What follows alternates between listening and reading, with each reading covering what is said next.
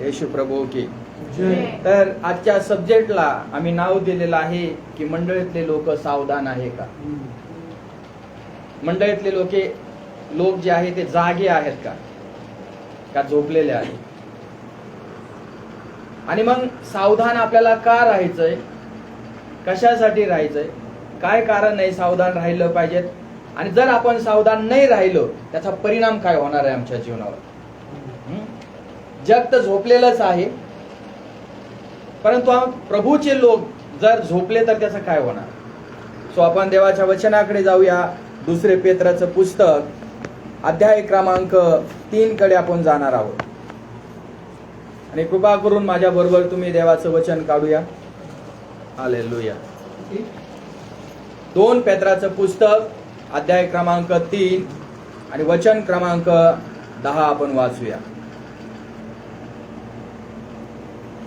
तरी चोर येतो तसा प्रभूचा दिवस येईल, त्या दिवशी आकाश मोठा नाद करी नाहीसे होईल, सृष्टी तत्वे तप्त होऊन लया जातील आणि पृथ्वी व तिच्यावरील गोष्टी उघडकीस येतील. जाग जरा दुल्हन दूल्हा यीशु आ रहा है. जाग जरा दुल्हन दूल्हा यीशु आ रहा है. पापों के नींद में ना सोना,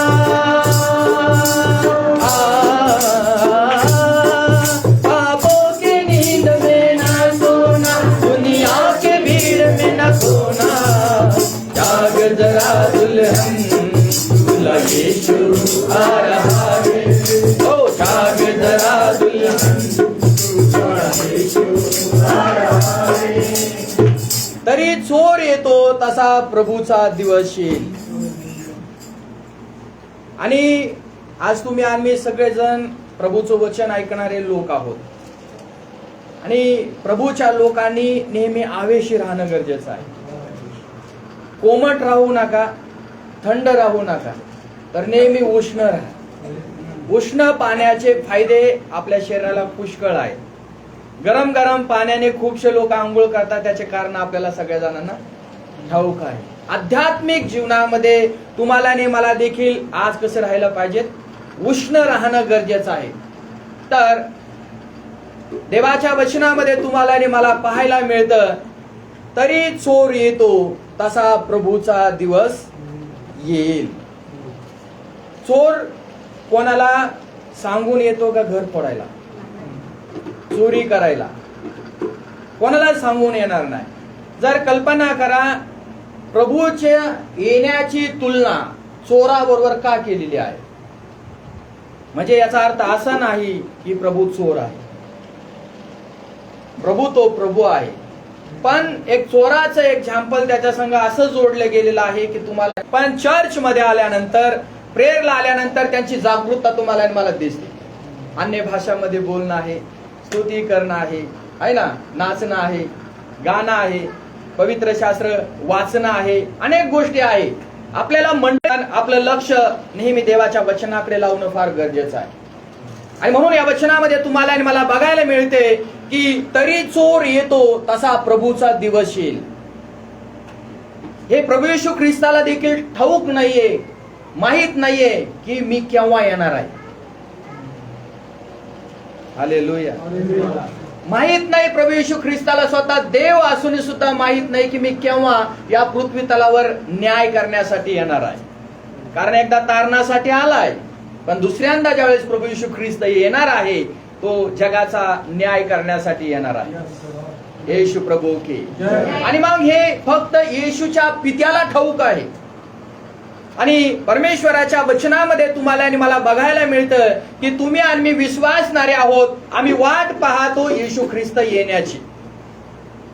पण काही लोकांना वेट करायला, थांब प्रभू आता नको, अजून खूप मला करायचं आहे. घर बांधायचंय मला, लग्न करायचंय अजून मला, स्वयंपाक करायचंय मला, अजून काहीतरी करायचंय मला, नोकरी करायची मला, पोरांचं शिक्षण मला करायचं आहे, खूप गोष्टी करायच्या आहे. प्रभू थांब आता, आताच नको येऊ तू. म्हणून देवाच्या लोकांनी, विश्वासणाऱ्या लोकांनी, हो हो जाग जरा दुल्हन दूल्हा यीशु, पापों के नींद में ना सोना,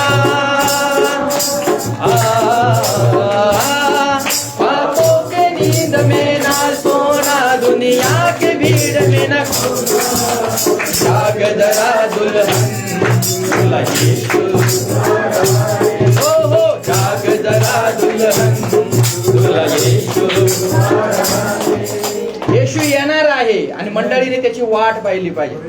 आजपर्यंत पाहुण्यांची वाट पाहिली, मित्रमंडळीची वाट पाहिली, नातेवाईकांची वाट पाहिली, कोणाची वाट पाहिली नाही. पाहुण्यांचा फोन आला रे आला तर आम्ही काम धंदा बुडून सगळं काही बुडून वाट बघत बसतो. आता येणार आहे, आता येणार आहे, आता येणार आहे, आता येणार आहे. जोपर्यंत पाहुणा येत नाही येर झऱ्या बाहेर घरात कमवून येणार. किती वेळेस आम्ही फोन लावतो आहे का नाही, त्याच्याकडे लावणं आम्हाला महत्वाचं आहे. पण आज तुम्ही आम्ही या ठिकाणी पाहतो की मंडळीतले लोक पापामध्ये काय झालेले आहेत, रममान झालेले आहेत, मंत्रमुग्ध झालेले आहेत. या जगामध्ये आम्ही राहत असताना अनेक प्रकारचा मोह आमच्या जीवनामध्ये येणार आहे. अनेक प्रकारच्या मोहपाशामध्ये तुम्ही आम्ही अडकले जाणारे लोक आहोत. आणि मग सैतानाची इच्छा काय, दुष्टाची इच्छा काय की तुमचं आणि माझं ध्यान ज्या प्रभूकडे लावलेलं आहे तो येण्याची आम्ही वाट पाहत आहोत. तुमचं लक्ष कसं विचलित करायचं आणि तुम्हाला आणि मला त्या ख्रिस्ताच्या प्रीतीपासून कसं बाजूला सारायचं हे सैतानाचं षडयंत्र आहे. म्हणून सैतान मंडळीतल्या लोकांना कधीच जागृतपणा राहू देत नाही की तू जागृत राहा, तू हुशार राहा, तू चतुर राहा, तू सावधान. उचलले जातील. पण मंडळीतल्या लोकांमध्ये जे दडलेलं आहे ते पाप आहे. जरी आम्हाला देव पाहत नाही असं तुम्हाला आणि मला वाटत आहे, जरी देव लवकर आम्हाला शासन करत नाही आम्हाला बोलू शकतो किंवा खोटं बोलू शकतो, दोन्ही प्रकार आहे. कारण बाळकाला राग नाही आला पाहिजे, त्याच्यामुळे मी खरं बोलन. इथं आल्यानंतर सगळे अन्य भाषेमध्ये बोलतील, प्रार्थना करतील, सगळं काही करतील.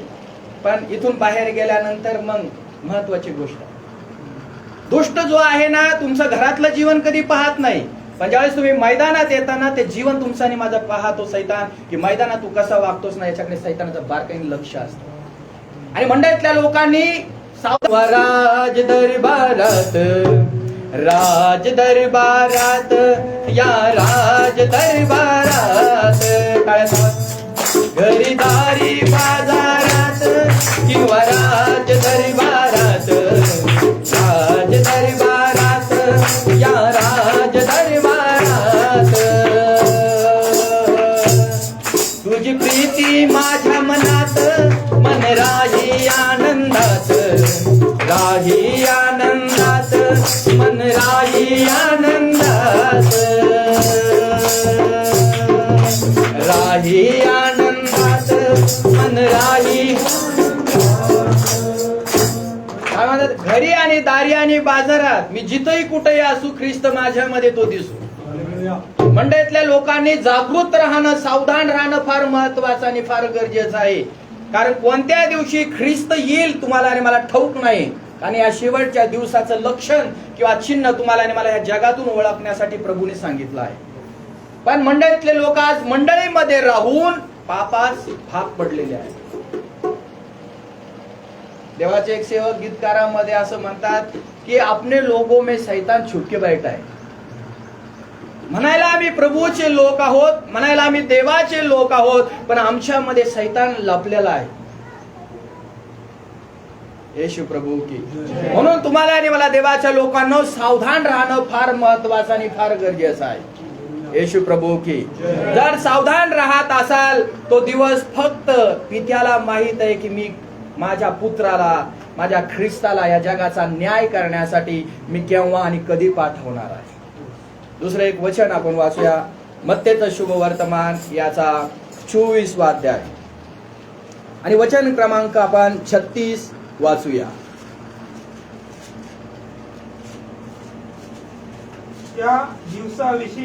त्या दिवसाविषयी व त्या घटकेविषयी पित्याशिवाय कोणालाच ठाऊक नाही. पित्याशिवाय कोणालाच ठाऊक नाही. स्वर्गातील दिव्यदूतास नाही. स्वर्गातील दिव्य दूतांना देखील हे ठाऊक नाहीये. पुत्रालाही ठाऊक नाहीये. कोणती वेळ आहे? ख्रिस्त येण्याची ही वेळ आहे. थोडं दिवस पाठीमागे जर तुम्ही आणि मी गेले तर आपल्या वृद्ध माता पितांना विचारा की तुमचे दिवस कसे होते. एक घरात आलेला पाहुणा दीड महिना घराच्या बाहेर जाऊन देत नव्हते.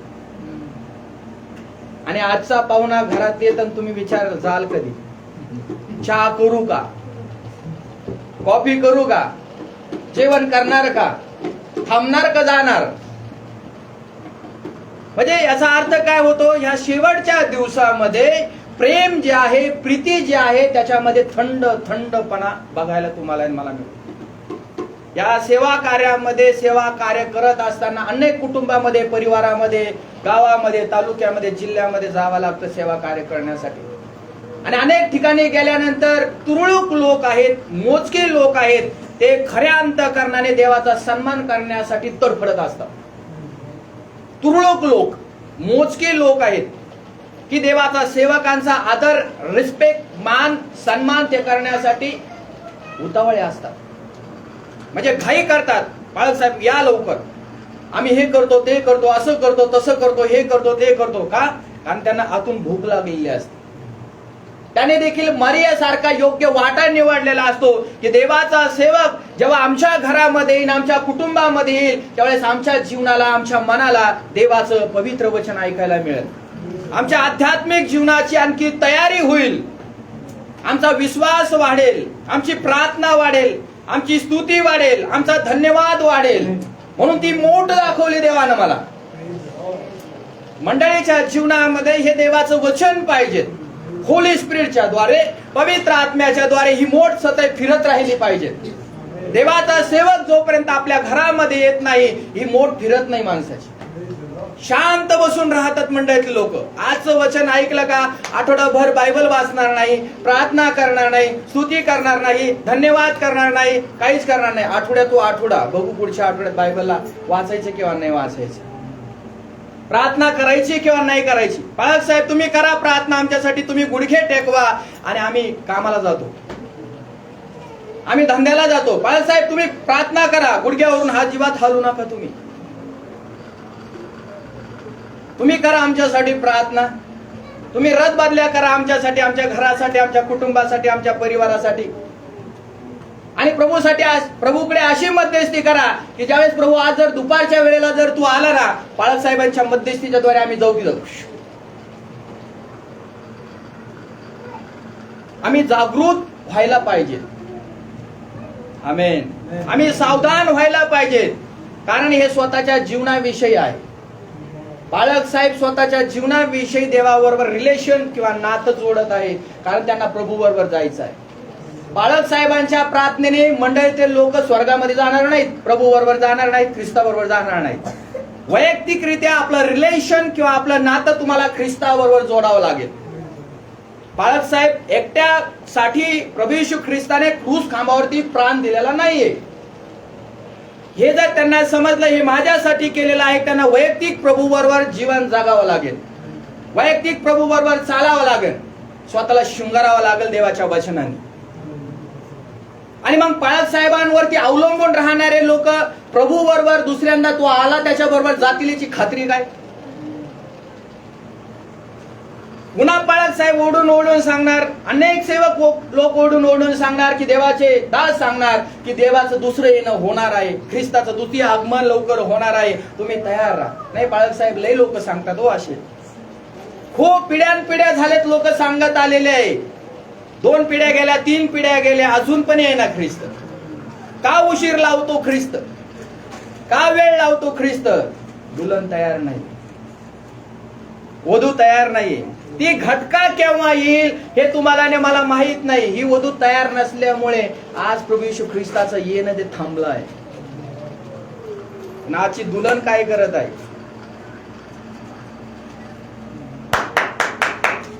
चल सुट द्या फक्त बाळक साहेब, तंबाखूच्या तोंडात.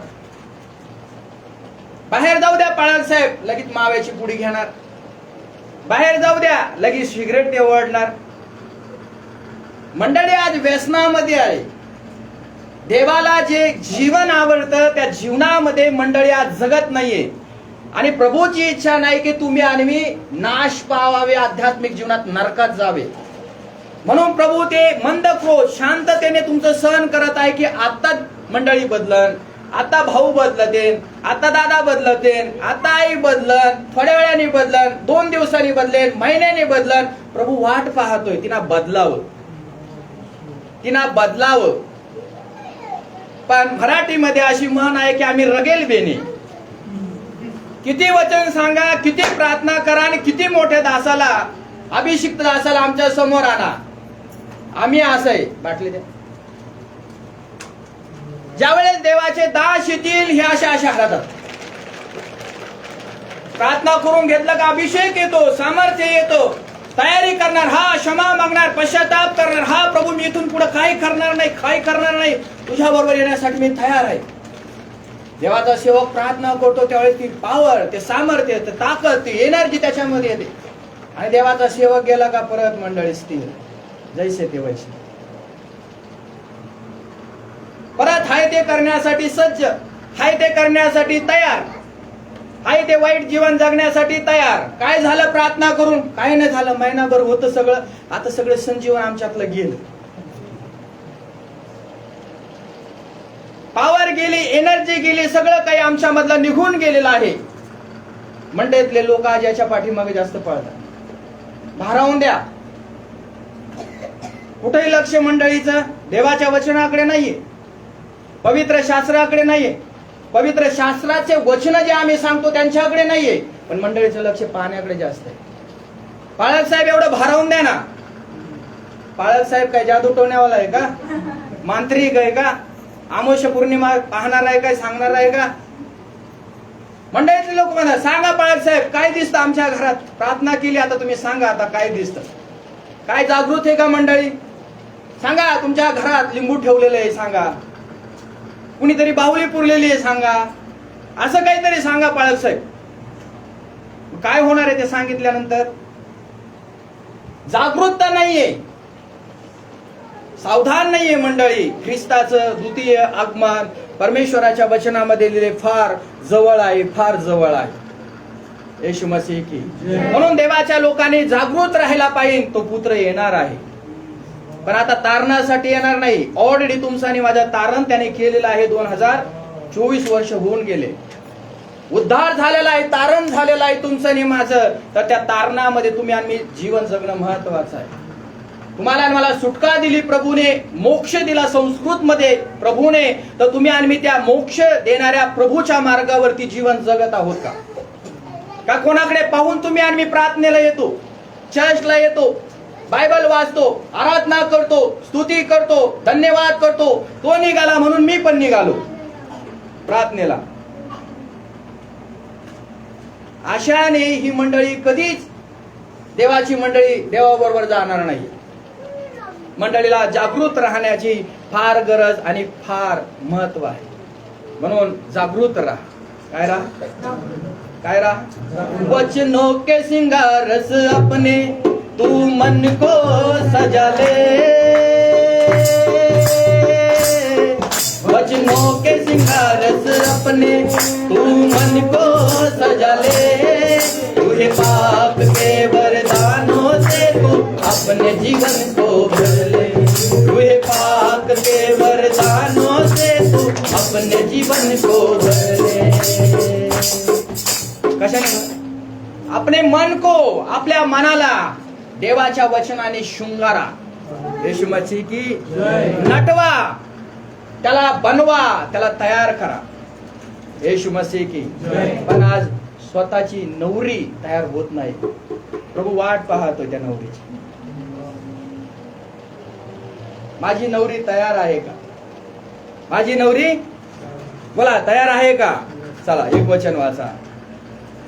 24 अध्याय मत्तेचं आणि वचन क्रमांक 43.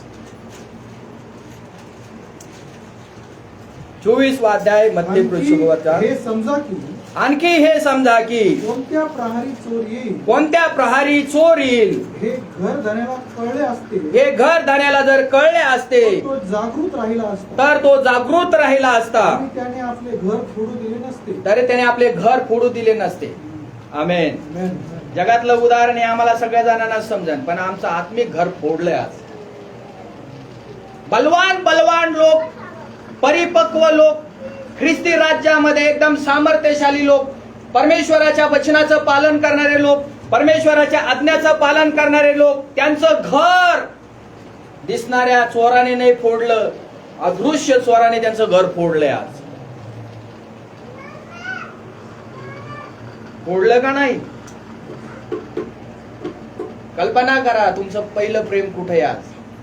ज्या दिवशी देवानं ख्रिस्तानं तुमचं तारण केलं होतं ती प्रीती आठवा, तुमची ती प्रार्थना आठवा, ते वचन आठवा, शास्त्र तुम्ही वाचत होता ते आठवा, प्रार्थनेला येत जात होता ते दिवस तुमचे आणि माझे आठवा. ते दिवस कसे होते. परंतु त्या दिवसात आणि आजच्या दिवसामध्ये किती फरक झालेला आहे. बोला ख्रिस्त राजा की जय. किती फरक झालेला तुम्हाला आणि मला दिसतोय. कशामुळे एवढा फरक झाला. कुठंतरी दुष्ट चोराला, अशुद्ध आत्म्याला, दुरात्म्यांना आमच्या जीवनामध्ये घुसण्याची संधी आम्हाला मिळालेली आहे. त्याला आम्ही तुकडा टाकलेला आहे. काय टाकलेला आहे? नेहमी कुत्र बाहेर असतं, त्याला आतमध्ये घेत नाही कोण. चार पाहिजे. आजचे कुत्रे घरात चाललेत, माणसं बाहेर आहेत आणि कुत्रे घरात आहेत, मांजरं घरात आहेत. मांजरावर कुत्र्यावरती जास्त प्रेम करतात लोक. त्यांना मटण खाऊ घालतात पण आई बापाला खाऊ घालत नाही. दुर्दैव आहे. त्या कुत्र्याला आम्ही बाहेर ठेवायचं, त्या कुत्र्याला थोडा तुकडा जवळ टाकणार, कुत्र थोडं चुक जवळ येणार. दुसऱ्या दिवशी तिसऱ्या दिवशी अजून जवळ टाकतं, कुत्र अजून जवळ येतं. दुसऱ्या तिसऱ्या दिवशी अजून तुकडा जवळ टाकला का अजून पायरीवरती येऊन बसतं. असे तुकडे तुकडे टाकत टाकत टाकत टाकत ते कुत्र जवळ जवळ जवळ येतं आणि एक दिवस ताटाच्या जवळच बसतं कुत्र.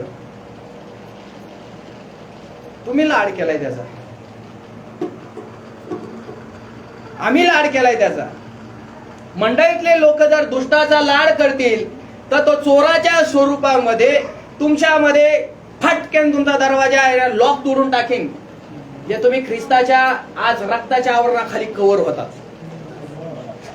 प्रभूच्या रक्ताच्या आवरणाखाली स्वतःला कव्हर करतात. प्रभूचं वचन तुम्ही स्वतःला अंतःकरणामध्ये स्वीकारतात किंवा ते सील बंद करतात की माझ्यातलं वचन कुणी काढून घेऊ नये. पाखराच्या स्वरूपामध्ये, हालेलुया, पाखराच्या स्वरूपामध्ये तुमच्यातलं वचन कुणी काढून घेऊ नये म्हणून तुम्ही ते सील बंद करतात. पण ज्यावेळेस तुकडा तुम्ही टाकतात, त्याला चान्स तुम्ही देतात, त्याला संधी तुम्ही देतात, ते कुत्र जवळ जवळ जवळ जवळ येत आणि त्या कुत्रा लोचका तोडल्याशिवाय राहत नाही. आणि हे कुत्र जे आहे, दुष्ट आत्मा जो आहे, ते तुमच्या घराचं आध्यात्मिक जीवनाचं लॉक तोडल्याशिवाय राहत नाही. कारण चान्स तुम्ही दिला, संधी तुम्ही दिलेली आहे. आणि म्हणून या वचनामध्ये लिहिलंय, घर मालकाला कळले असते तर. आमचा मालक कोण आहे? या जीवनाचा मालक कोण आहे? या जीवनाचा धनी कोण आहे? हा, मग ह्या जीवनाचा जर धनी प्रभू येशू ख्रिस्त आहे, हे जर तुम्हाला आणि मला जर समजलं आहे, तर त्या मालकाच्या हातात आपलं जीवन दिलंय का? का फक्त चर्चला आल्यानंतर आम्ही म्हणतो प्रभू मी तुझा आहे ना, आणि चर्चच्या बाहेर गेल्यानंतर मी कोणाचा आहे? समजते? मी कोणाचा आहे? भक्तीला आल्यानंतर मी म्हणतो मी प्रभूचा आहे, आणि भक्तीच्या बाहेर गेल्यानंतर प्रभू मी कोणाचा आहे ना. प्रभू मी कोणाचा आहे, याचा का त्याचा? घडीत म्हणतो मी देवाचा आहे, घडीत म्हणतो मी ख्रिस्ताचा आहे, घडीत म्हणतो नाही ना मी ख्रिस्ताचा नाही. आमचा मालक कोण आहे ठरवा. मालकाला जर माहित असते तर या ठिकाणी काय लिहिलं आहे, तर जागृत राहिला असतं तुम्हाला. आम्ही जागृत राहणं फार महत्वाचं आहे की जागे राहा. सैतानाला तुमच्या जीवनाची चोरी करू देऊ नका. चोरी करणं म्हणजे काय करणार आहे सैतान? तुमच्या आणि माझ्या जीवनातलं लाकीड घेऊन जाणार आहे का? चैन घेऊन जाणार आहे का? मंगलसूत्र घेऊन जाणार आहे का? कानातलं तोडणार घेऊन जाणार आहे का? गळ्यात बंडल वगैरे असते एक दोन ते घेऊन जाणार आहे का? नाही. त्याला चोरी करायची आहे. ती कोणती चोरी आहे? ती चोरी आहे परमेश्वराचं वचन तुमच्यामध्ये राहू द्यायचं नाही. त्याचं काम आहे चोरी, घात, आणि बायबल सांगते नाश करणं. हळूहळू हळू तुमच्या जवळ येणार, हळूहळू तुमच्या जवळ येऊन तुमच्या जवळ बसणार, गोड गोड तुमच्या बरोबर दुष्ट गप्पा मारणार आणि तुम्हाला जाळ्यामध्ये तो अडकणार. आणि जाळ्यामध्ये अडकल्यानंतर तुम्हाला ख्रिस्ताच्या प्रीतीपासून तो बाहेर घेऊन जाणार आणि तुम्हाला ख्रिस्ताकडे तो पुन्हा करत येऊ देणार. मग तुमच्या जीवनाची काय होती? चोरी केली जाते. आणि मग त्या मनुष्याचा अंतिम पर्याय काय आहे? चोरी करणं, घात करणं. आणि शेवटी त्या मनुष्याचा आत्मा जो आहे नरकामध्ये टाकणं. कारण आम्ही त्यांना चान्स दिलाय, आम्ही त्यांना संधी दिलेली आहे, म्हणून त्याचा परिणाम आहे की सैतानाला चान्स दिल्यामुळे, संधी दिल्यामुळे त्याचा परिणाम तुम्ही आम्ही पाहतो की आमच्या आध्यात्मिक जीवनाची चोरी करून हा जीव आत्म्याला तो नरकात टाकायला पाहतो, न विझणाऱ्या अग्नीमध्ये. आणि जेव्हा मंडळी जागृत नसते, मंडळी प्रार्थनाशील नसती, मंडळी देवाच्या वचनात देवाच्या धन्यवादात नसती, ती मंडळी करून येशू की स्तुती हो, यहोवा की स्तुती करूंगा, येशू की स्तुती हो, यहोवा की बसणार. सगळे जेवढी मंडळी वर्ल्ड मध्ये आहे, जगामध्ये आहे, ही सगळी ख्रिस्ताची मंडळी आहे. येशू मसीह की प्रभूला जाण्यासाठी जर आम्ही तयारी जर केली नाही तर काय होणार याची कल्पना तुमच्या आणि माझ्या जीवनात असायला हवी आहे. फक्त एक दिवस, कधी? आज रविवारचा दिवस. मला मी येशूवर प्रेम करीतो, रविवारी येशूवर प्रेम करीतो, येशूवर प्रेम करीतो, हो येशूवर. फक्त मी येशूवर प्रेम करतो. केव्हा करतो? फक्त संडेच्या दिवशी. आता माहिती आहे पळव साहेब आता नाही आले तर फोन करणार आहे, का नाही आला बेटा, का नाही आला भाऊ, का नाही आला दादा. मंडळी बोलवलं जातं, इन्व्हिटेशन दिलं जातं, असं जसं आपण नवीन आहोत, आपल्याला प्रभू माहित नाही, प्रभूचं प्रेम माहित नाही, प्रभूचं काहीच माहित नाही. आपल्याला सगळ्या माहित आहे. आम्ही जर जागृत आहोत, जर सेवक जागृत आहात, तर मंडळीतल्या लोकांना जागृत करण्याचं काम आहे. पण किती लोक जागे राहणार. आणि एखाद्याने झोपेचं सोंगच घेतलं असेल तर आमच्यासारखं परत तिकडे जा. देवाने माझे प्रगटीकरण केलं, हलवते, उठा उठा उठा, पडू दे रे थोडं, झोपू दे रे थोडं, झोपू दे. जो माणूस झोपेचं सोंग घेतो त्या माणसाला उठणं अवघड आहे. झोपलेला माणूस उठू शकतो, पण ज्याने झोपेचं सोंग घेतलेलं आहे, पापी जीवनामध्ये राहण्याचं सोंग घेतलं, त्या माणसाला उठवणं फार कठीण आहे. मंडळी जर जागृत नसेल, मंडळी जर सावधान नसेल, मंडळी आहे की मला जागृत होण्याची गरज आहे, कारण माझा देव लवकर येणार आहे, मला घेऊन जाण्यासाठी येणार आहे, तुम्हाला घेऊन जाण्यासाठी तो लवकर येणार आहे. आणि मग आम्हाला ख्रिस्ताला आवडणारे जीवन कधी जगणार? चला, आम्ही पती पत्नीचं जीवन आहे, आमचं जवळपास लग्न झालं, आज 20 वर्ष कंप्लीट झाले, 21 वर्षामध्ये आम्ही पदार्पण केलं. जेव्हापासून देवाने आम्हाला आहे ना, पतीने नेहमी पत्नीच्या अधीन असावं असं म्हटलं का? मग काय म्हटलं? बायकोने नेहमी नवऱ्याच्या अधीन असावं, बरोबर आहे ना? आमची अधीनता लग्नापासून, सुरुवातीपासून आहे. सगळ्या गोष्टी आहे. नवऱ्याचा इन्सल्ट करते, अपमान करते, मान सन्मान आदर देत नाही, त्याच्या अधीन मध्ये राहत नाही, ती नवरी नेहमी लक्षात ठेवा त्या ख्रिस्ताचा इन्सल्ट करत असते. जे देवाने दिलंय ते उत्तम दिलंय, चांगलं दिलंय, बेस्ट दिलंय, देवाच्या पवित्र नावाला नेहमी धन्यवाद द्यायचे, नेहमी आभार मानायचे. हे तुम्हाला आणि मला या उदाहरणामध्ये दिसतंय, तुम्हाला आणि मला, की नेहमी बायकोने जे आहे नवऱ्याच्या अधीन मध्ये राहावं. ख्रिस्ता जो आहे तो पतीचा मस्तक आहे. ख्रिस्ताने पहिलं पतीला निर्माण केलेलं आहे आणि त्याच्यासाठी अर्धांगिनी देवाने दिलेला आहे. हे सूत्र ज्यावेळेस तुम्ही आणि त्रैक्याचं सूत्र आहे. ज्यावेळेस बायको आपल्या नवऱ्याच्या अधीन मध्ये राहणार आहे तर ती ख्रिस्ताचा मान करू शकते. आणि ती जरी पुढे गेली तर काहीच काम नाही. मंडळीने नेहमी आपल्या वडीलधाऱ्या माणसांच्या किंवा देवाच्या सेवकाच्या अधीन मध्ये चालला, त्याचा परिणाम त्याला भोगावा लागतो. अनेक उदाहरणं पवित्र शास्त्रामध्ये आहे. आणि म्हणून आपल्याला वाटेल तसं वागू नका. जर तुम्ही ख्रिस्ताची मंडळी आहात तर दाखवा घरातल्या लोकांना, ते अविश्वासणारे आहेत, मी ख्रिस्ताची वधू आहे, तर घरात पण तेवढं प्रामाणिकपणे जीवन जगा. कुटुंबात देखील तेवढं प्रामाणिकपणे आपलं जीवन जगणं महत्वाचं आहे.